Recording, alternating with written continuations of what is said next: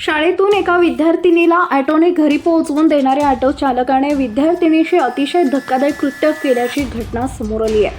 तिला शाळेतून घरी घेऊन येत असताना काय घडलं पाहण्याआधी AM मराठी न्यूजला जरूर सबस्क्राईब करा।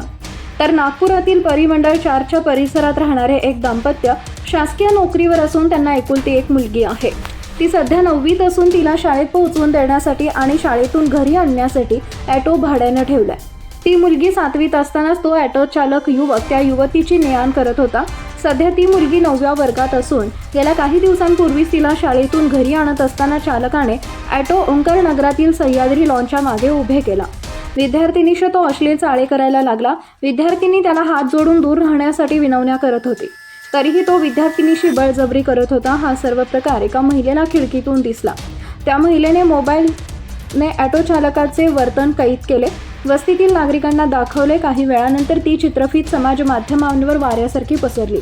अजनी पोलिसांनी वेळीच दखल घेऊन त्या ऑटो चालकाला शोधून काढलं आणि पोलीस ठाण्यात आणलं।